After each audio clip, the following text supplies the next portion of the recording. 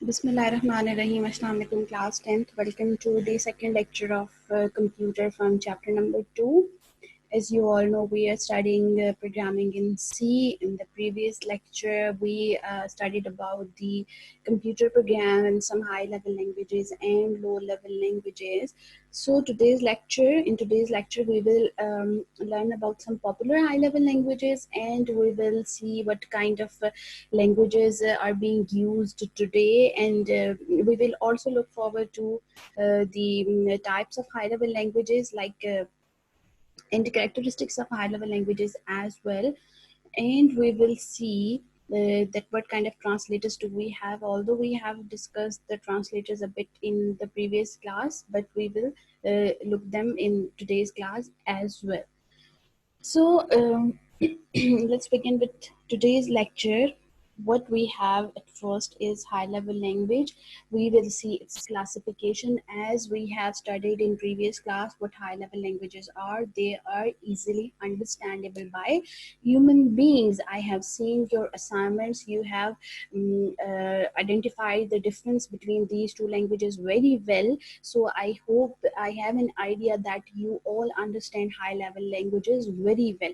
So we first of all we will see its classification, like how many categories it is being classified. There are three classification of high-level language. One is procedural language, the other one is structured language, and the third one is object-oriented programming. We will see three of these languages one by one. So let's begin with procedural language. Procedural language के अंदर आपके पास modular programming की जाती है. What a modular programming it is like के programme को different modules में divide किया जाता है.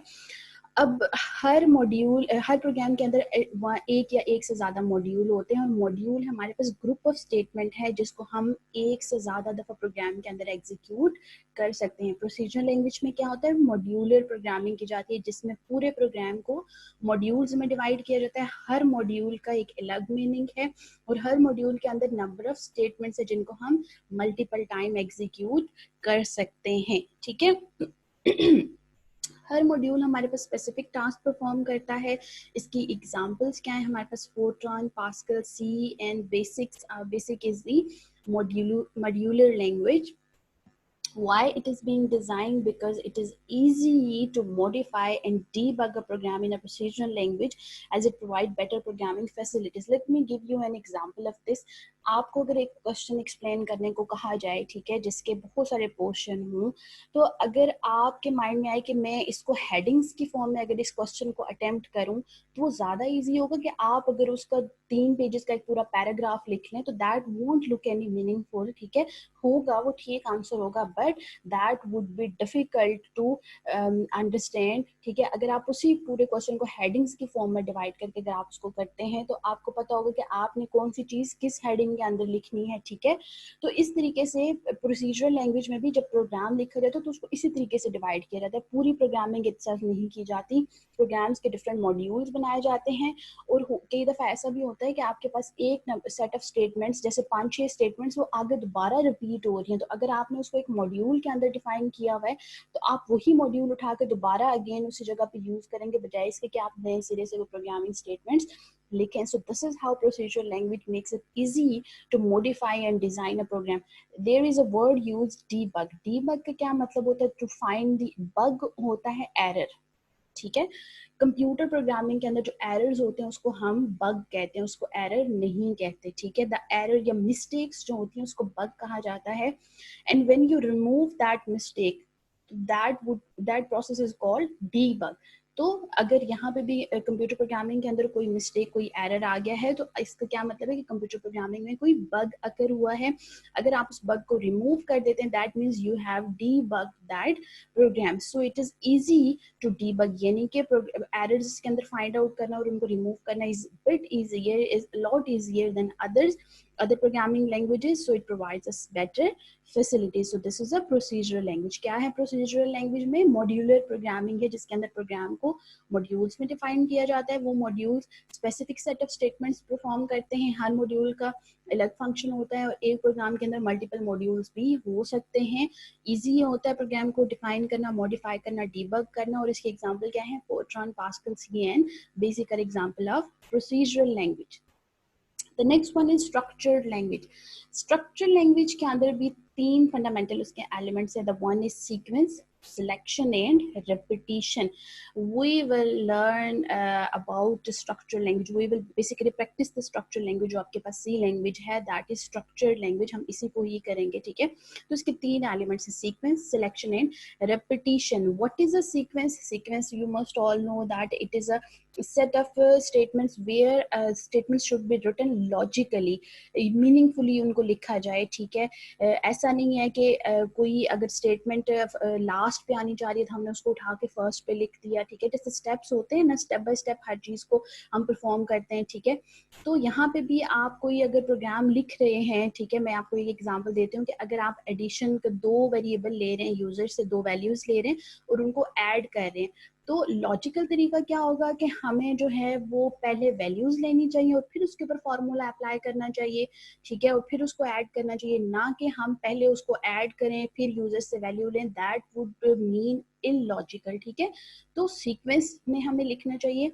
स्ट्रक्चर लैंग्वेज में जो भी हमारे पास प्रोग्राम है जिसको हमने एग्जीक्यूट करना है, उसके स्टेटमेंट को हमने सीक्वेंस में लिखना है। जो एग्जांपल मैंने दी है उसके अकॉर्डिंग पहले यूजर से हमने दो वैल्यूज ली, ए और बी, उसके बाद हम जो है वो सम का फॉर्मूला लगाएंगे, उसके बाद हम जो है वो सम कैलकुलेट होकर जिस वेरिएबल में सेव होगा उस वेरिएबल को सिंपल हम प्रिंट करवाएंगे, बजाय इसके कि हम प्रिंट पहले करवा दें फिर फॉर्मूला लगाएं फिर यूजर से वैल्यू लें, तो दैट वुड बी इलॉजिकल। तो हमने जो भी प्रोग्रामिंग स्टेटमेंट लिखनी है उसको लॉजिकल सीक्वेंस के अंदर लिखना है। दैट मीन्स द सीक्वेंस जिसके अंदर जो है वो इफ लॉजिकली रिजल्ट जो है वो प्रोड्यूस करे। The other one is selection. Selection आपको पता है कि कोई जहाँ पे सिलेक्शन का वर्ड आता है that means there must be a criteria, ठीक है। जब सिलेक्शन होगी तो कोई क्राइटेरिया होगा जिसकी बेस पे सिलेक्शन होगी, चाहे वो जैसे हम सब्जेक्ट्स की बात करेंगे, ये पास है तो ये आगे जाएगा, ये फेल है तो ये पीछे रहेगा, अगर इसके मार्क्स इतने परसेंट है तो ये आईसीएस में जाएगा, अगर इसके मार्क्स इतने परसेंट हैं तो ये प्री इंजीनियरिंग रखेगा, अगर इसके मार्क्स इतने परसेंट है तो ये प्री मेडिकल रखेगा। तो ये सिलेक्शन क्राइटेरिया है ना, ठीक है। तो यहाँ पे भी स्ट्रक्चर लैंग्वेज में हमारे पास नंबर ऑफ स्टेटमेंट्स की सिलेक्शन करना बेस्ड अपॉन सम क्राइटेरिया या based upon some condition, that is the selection fundamental of structure language. इसके लिए आपके पास इफ स्टेटमेंट यूज होती है, एल्स इफ स्टेटमेंट यूज होती है और स्विच स्टेटमेंट यूज होती है। अगर आपको याद हो हमने चैप्टर 1 के अंदर पढ़ा था, जैसे हम बात कर रहे थे इवन ऑड नंबर्स की, ठीक है, कि अगर हम, या मैं आप लोगों को यहाँ पे एग्जांपल देती हूँ क्योंकि मैंने एक प्रोग्राम यूजर से एक वैल्यू लेनी है और मैंने उसका रिजल्ट की प्रोड्यूस करना है कि क्या वो वैल्यू पॉजिटिव है या वो वैल्यू नेगेटिव है, ठीक है। तो उसकी सिलेक्शन स्टेटमेंट क्राइटेरिया क्या होगा? पॉजिटिव वैल्यू, हमें क्या पता है कि क्या वैल्यू पॉजिटिव कंसीडर की जाती है जब वो 0 से ग्रेटर हो, ठीक है। तो उसके लिए इफ की स्टेटमेंट लेट्स सपोज में यूज करेंगे, if the value is greater than 0 तो वो क्या होगी? पॉजिटिव होगी, एल्स वो क्या हो जाएगी? नेगेटिव होगी। सो this is how you maintain a selection criteria, ठीक है। उसकी बेस पे आप नंबर ऑफ स्टेटमेंट्स को एग्जीक्यूट करते हैं। स्विच स्टेटमेंट का मैं जरूर आप लोगों को रिमाइंड करवाऊंगी, जैसे फर्स्ट चैप्टर में हम लोगों ने ग्रेड्स वाला क्वेश्चन किया था, ठीक है, जिसके अंदर अगर उसके मार्क्स इतने परसेंट हैं, 80% या उससे अबव हैं तो ए ग्रेड हो, 70% या उससे अबव हैं तो बी ग्रेड हो। तो इस तरीके से स्विच स्टेटमेंट्स, जहाँ पे मल्टीपल हमारे पास सिलेक्शन क्राइटेरिया आ जाते हैं, वहाँ पे हम स्विच स्टेटमेंट्स यूज करते हैं। ये भी हम आगे जब प्रोग्रामिंग स्टार्ट करेंगे तो डिटेल में हमारे पास इसकी एग्जाम्पल साथ आएंगे, तब हम इसको पढ़ेंगे। So let's up till now let's get this concept first कि सिलेक्शन क्राइटेरिया क्या है, जहाँ पे based upon some condition you have to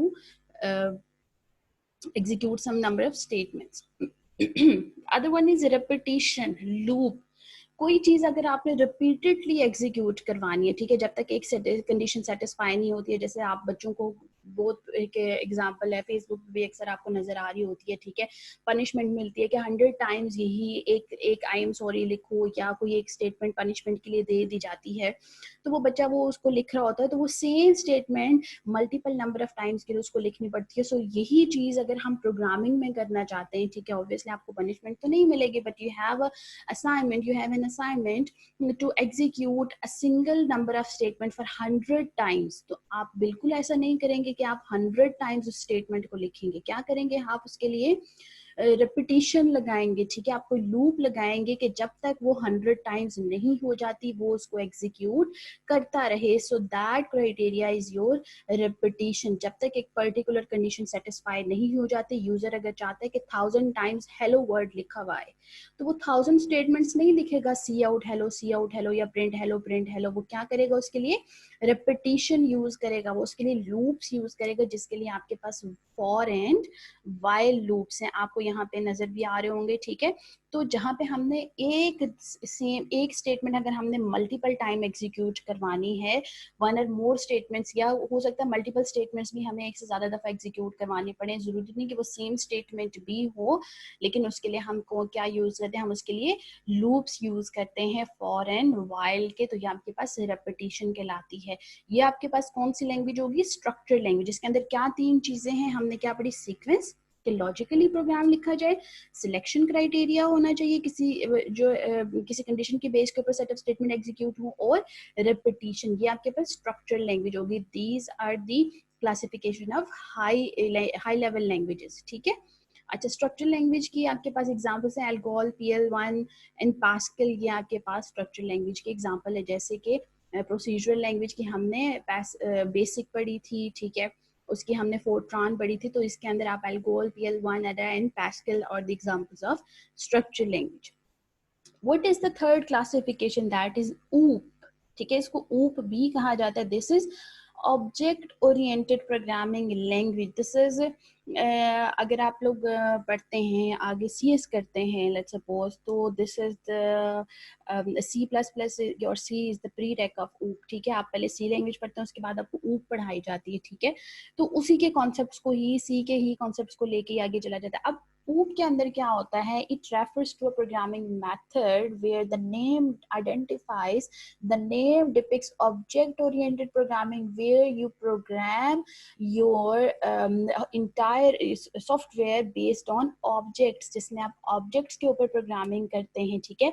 object oriented programming defines a set of rules to manage the object. And what is an object, कोई भी ऐसी चीज जो सेट ऑफ एक्टिविटीज परफॉर्म करे, जो कोई काम करे, वो ऑब्जेक्ट कहलाता है। जैसे कोई ह्यूमन बीइंग हो गया, या कोई चलती फिरती कोई चीज हो गई जो कि एक्टिविटीज परफॉर्म करती है, ठीक है। यहाँ पे जैसे एग्जांपल उसने दी है, स्टूडेंट की एग्जांपल होगी, व्हीकल की एग्जांपल होगी, जो कोई पर्पस जो है वो परफॉर्म कर रहा है, कोई पर्पस सर्व कर रहा है, तो वो हमारे पास ऑब्जेक्ट कहलाता है, जो आगे से नंबर ऑफ एक्टिविटीज परफॉर्म। जैसे एक इंसान है, तो उसकी सेट ऑफ एक्टिविटीज क्या होंगी, वो उठता है, वो काम करता है, ठीक है। अगर वो एक टीचर है, लेट्स सपोज अगर हम टीचर की एक्टिविटीज की बात करें, तो वो टीचर क्या करता है कि वो कॉलेज आता है, ही मार्क्स अटेंडेंस, ठीक है, उसके बाद वो लेक्चर प्रिपेयर करता है, लेक्चर डिलीवर करता है, टेस्ट कंडक्ट करता है, टेस्ट का रिजल्ट जो है वो डिलीवर करता है, बच्चों को असेसमेंट करता है, बच्चों की अटेंडेंस लेता है। इस तरीके से ये टीचर की एक्टिविटीज होगी। तो teacher can be an object. तो ऑब्जेक्ट्स के बेस पे जो प्रोग्रामिंग होती है, that is object oriented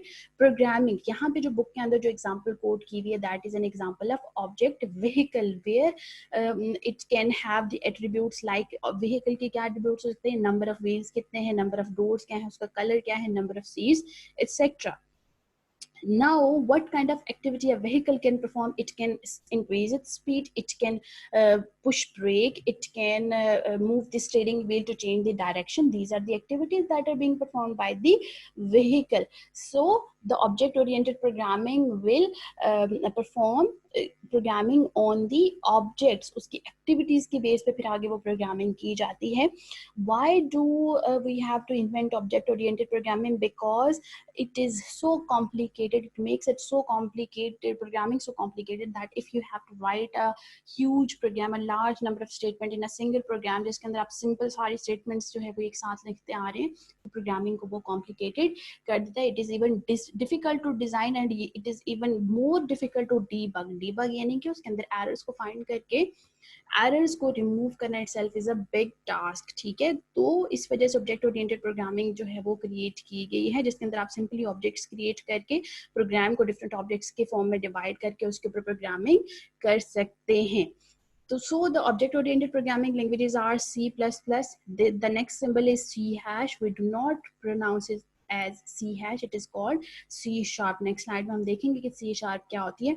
PHP and Java, these are object oriented, जहाँ पे ऑब्जेक्ट्स क्रिएट किए जाते हैं और उन ऑब्जेक्ट्स की एक्टिविटीज के ऊपर आगे जो है वो प्रोग्रामिंग की जाती है, like what number of activities they are going to perform. So हमने अभी तक तीन जो कैटेगरीज थी वो हाई लेवल लैंग्वेजेस की देख ली. The first one was procedural, where we have studied what kind of programming we do modular programming, where program is divided into different modules and these modules perform specific set of statements and one program can have multiple number of modules. Then we have studied about the structured language, in which we have seen the sequence, the selection and the repetition in sequence. We studied that we must write logical program. In the selection we studied that there must be a criteria upon what the statements should be executed. Then we have studied the repetition, like if we have to execute one statement or multiple statement for more than one time, we have to execute them for multiple times, then we use the repetition criteria. Then we have studied object oriented programming, but we have studied in this category of high level language that we create objects. What are objects? That can perform some number of activities. What kind of activities that could be? Like if we have seen the example of vehicle, the activities could be it's increasing accelerator, increasing the speed. ठीक है, फिर उसके बाद वो breaks push करे, वो accelerator को sorry steering को जो है वो मूव करे left right to move the vehicle from one position to another. So object oriented programming में आपके पास ऑब्जेक्ट के ऊपर प्रोग्रामिंग की जाती है. So that's the classifications of these are the classifications of high level languages. So the next topic is characteristics of high level language, like what defines high level languages basically. So it is a language that was created to make programming easier. देखिए हमारे पास जो low level language था that was impossible for human beings to even understand that language. ठीक है, उसमें programming करना तो दूर की बात. तो make the programming easy, to make the programming easy, the high level languages were invented, and these languages were developed. They are less prone to errors, like it is so it is very it makes it so easier not to write any program without any errors. ठीक है, आपके पास इसके अंदर कोई भी programme जो है वो बहुत कम चांसेस होते हैं कि उसके अंदर कोई एरर अगर हो भी जाता है तो आप उसको इजीली उस एरर को करेक्ट कर सकते हैं. Moreover, what we have studied in low level languages, के low level languages आपके पास machine dependent होती हैं. That means a program designed for one machine cannot work on the other machine.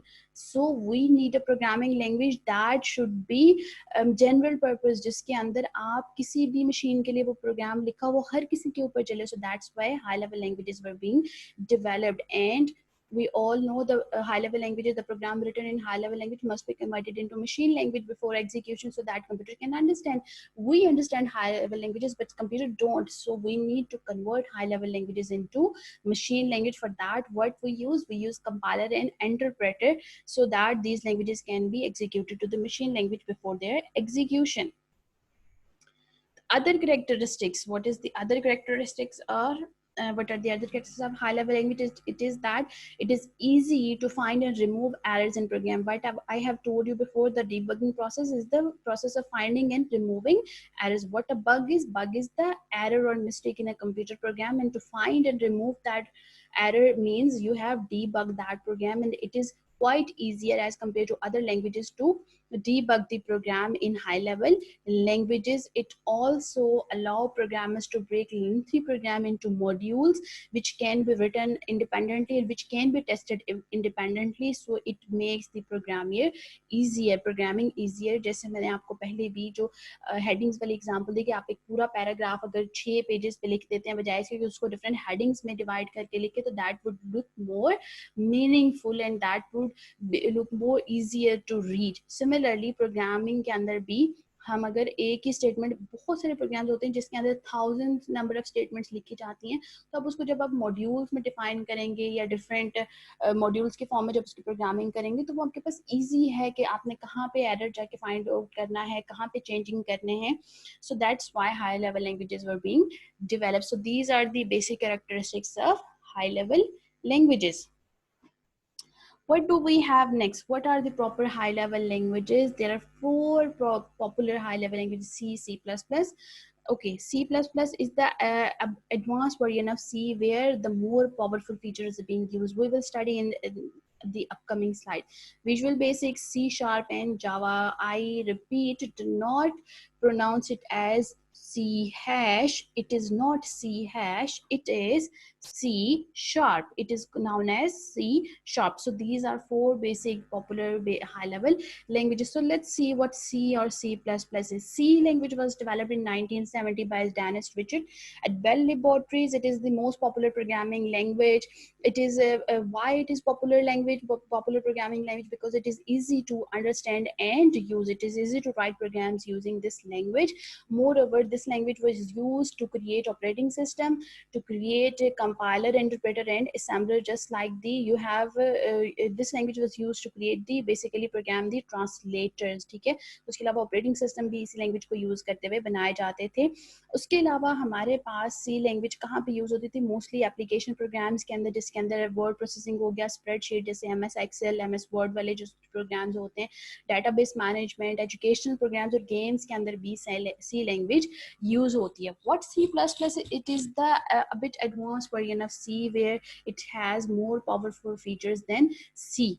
So C++ was developed by Bjorn Stosstrup in 1983 to 1985. He developed again in the Bell Laboratories, following the fundamentals of C. He developed C++.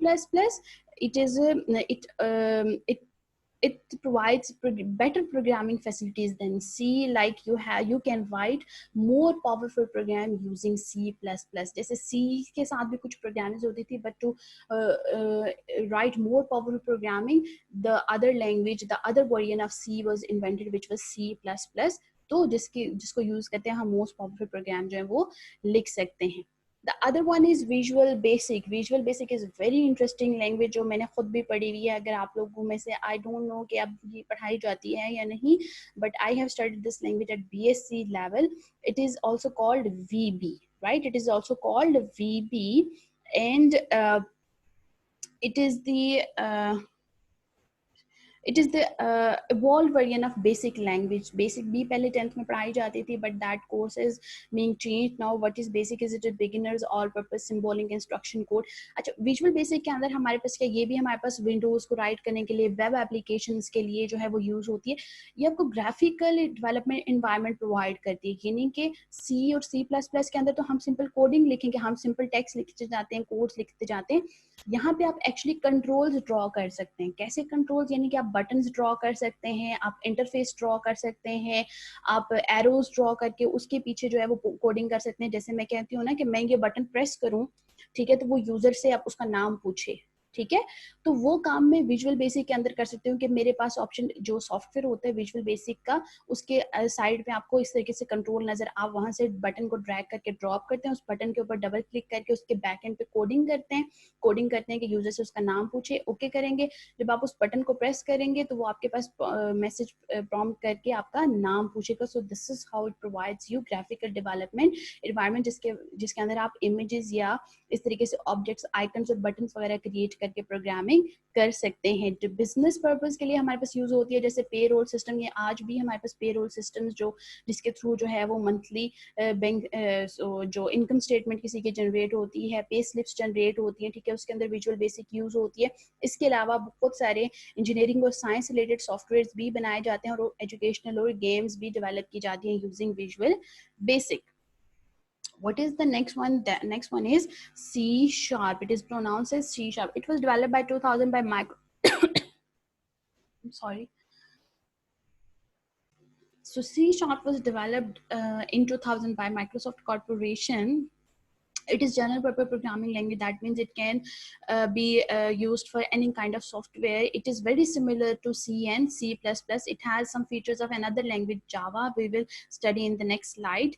ठीक है, इसके अंदर भी programming is more efficient and more easy. देखो हर जो भी इससे related हमारे पास language next आती जा रही है, it has more advanced features than the previous one. तो हमारे पास उसके अंदर more versatility है कि हम different kind of जो software जैसे पिछली languages में हम create नहीं कर सकते, वो अगला जो वेरिएंट इन्वेंट हुआ है लेटर दैट ईयर, उसके अंदर हम मल्टीपल वो प्रोग्राम्स को प्रोग्राम करके उनको इन्वेंट कर सकते हैं, उनको डेवलप कर सकते हैं। तो सी शार्प को यूज़ करते हुए हम गेम्स भी क्रिएट कर सकते हैं, operating system, compiler, business application के साथ साथ अब वेब बेस्ड एप्लीकेशन भी, यानी कि ऐसी एप्लीकेशन जिनकी मदद से हम इंटरनेट यूज़ कर सकते हैं, वो भी डेवलप की जा सकती हैं। The next one is Java. Java is basically a high-level language that was developed by Sun Microsystem. It is again similar to C and C++, but it is an ideal language. The mostly used language these days is basically Java and PHP. You can create web applications in multiple web browser using Java. Mostly जो आजकल हमारे पास ये Mozilla Firefox हो गया या internet हो गया, ठीक है, ये जो हमारे पास वेब ब्राउजर हैं ये जावा को यूज करते हुए बने हुए हैं। तो हमारे पास फीचर्स इसके अंदर भी सी और सी प्लस प्लस में, but it is a bit advance then C and C plus plus. Network computing के लिए हमारे पास this is then ideal language. Web application इसके थ्रू डेवलप की जाती हैं। बहुत सारी हमारे पास डिवाइसेस जो है वो इसके अंदर, ये कंप्यूटर नेटवर्क, हर किस्म की डिवाइस और कंप्यूटर या नेटवर्क्स के लिए हमारे पास ये लैंग्वेज हम इसको यूज़ करते हुए उनके लिए प्रोग्राम हम डेवलप कर सकते हैं। And the last topic is compiler and interpreter. These are also called translators. Compiler क्या है? हमारे पास सॉफ्टवेयर है जो कि सोर्स प्रोग्राम को ऑब्जेक्ट प्रोग्राम में कन्वर्ट करता है। सोर्स प्रोग्राम क्या होता है? जो कि हमारे पास हाई लेवल लैंग्वेज में लिखा होता है, और ऑब्जेक्ट प्रोग्राम हमारे पास क्या होता है? जो कि मशीन लैंग्वेज में लिखा जाता है, ठीक है, जो मशीन लैंग्वेज वाला प्रोग्राम होता है, ठीक है। तो हमारे पास जो हाई लेवल लैंग्वेजेस में जैसे सी है, पास्कल है, जावा, उसमें जो हम प्रोग्राम लिखेंगे वो सोर्स प्रोग्राम कहलाएगा, और जब उसको हम कन्वर्ट करेंगे into machine language that would be called object program, ठीक है। तो आपके पास क्या होता है कि कंपाइलर एक ही दफ़ा में पूरे प्रोग्राम को वो कन्वर्ट कर देता है मशीन हाई लेवल लैंग्वेज से मशीन लैंग्वेज में हम उसको या ऑब्जेक्ट प्रोग्राम में क्यों कन्वर्ट करते हैं? ताकि कंप्यूटर उसको अंडरस्टैंड कर सके। ह्यूमन बीइंग को तो समझ आती है जो उसने हाई लेवल में प्रोग्रामिंग की, लेकिन कंप्यूटर को भी समझाने के लिए हम कंपाइलर यूज करते हैं, और हमने हाई लेवल लैंग्वेज के प्रोग्राम को मशीन लैंग्वेज में कन्वर्ट करना होता है, ताकि मशीन लैंग्वेज कौन सी होगी? जो जीरोज एंड वंस में होगी, वो उसको कंप्लीटली इंटायरली पूरे प्रोग्राम को जीरोज एंड वंस में कन्वर्ट कर देगा कंपाइलर, जिससे क्या होगा कि कंप्यूटर उस प्रोग्राम को अंडरस्टैंड कर सकता है। अब यहाँ पे एक जो अगला जो हमारे पास टॉपिक है that is interpreter and compiler. चलिए मैं इंटरप्रेटर पढ़ाती हूँ, फिर मैं आपको इन दोनों के बीच में डिफरेंस बताती हूँ। तो कंपाइलर हमारे पास क्या करता है? सोर्स प्रोग्राम को कन्वर्ट करता है into object program. Then we have interpreter, it does the same task. ये भी हमारे पास सोर्स प्रोग्राम को ऑब्जेक्ट में ही कन्वर्ट करता है, यानी जो प्रोग्राम हाई लेवल लैंग्वेज में लिखा होता है उसको लो लेवल लैंग्वेज या मशीन लैंग्वेज में कन्वर्ट करता है, जैसे जावा होगी, basic script, Visual Basic, Perl, ये भी प्रोग्राम। लेकिन अब जब ये भी सेम काम करता है और कंपाइलर भी सेम काम करता है, तो दो डिफरेंट चीजें क्यों बनाएगी? अब यहाँ पे दोनों के बीच में डिफरेंस ये है कि कंपाइलर एक ही दफा में पूरे प्रोग्राम को कन्वर्ट कर देता है ऑब्जेक्ट में, जबकि इंटरप्रेटर क्या करता है? लाइन बाय लाइन उसको कन्वर्ट करता है। एक लाइन रीड की, उसको कन्वर्ट किया, सेकेंड लाइन रीड की, उसको कन्वर्ट किया। अब जब आपके पास, हमारे पास, अब खुद सोचें कि दोनों में से फास्टेस्ट कौन सा होगा, कि वो सॉफ्टवेयर जो एक ही दफा सारे को कन्वर्ट करे या वो सॉफ्टवेयर जो लाइन बाय लाइन कर रहा है। अब जहाँ पे कंपाइलर पूरे प्रोग्राम को एक ही दफ़ा रीड करके जहाँ पे एरर होता है वो at the end of compilation हमें बता देते हैं, जिसको हम ठीक कर देते हैं, जबकि इंटरप्रेटर जिस लाइन के ऊपर एरर आएगा वहीं पे प्रॉम्प्ट कर देगा, आप उस एरर को करेक्ट करेंगे तो इंटरप्रेटर दोबारा से प्रोग्राम की कन्वर्जन स्टार्ट से शुरू कर देगा, पहली लाइन से दोबारा से कन्वर्ट करना शुरू कर देगा, हालांकि वो कन्वर्ट ऑलरेडी ऑब्जेक्ट प्रोग्राम में हो चुके भी हैं। सो दिस जितने ज़्यादा आपके पास फिर बग्स आएंगे इंटरप्रेटर उतना ही आपके प्रोग्राम को स्लो करता जाएगा। So it is a bit slower than compiler.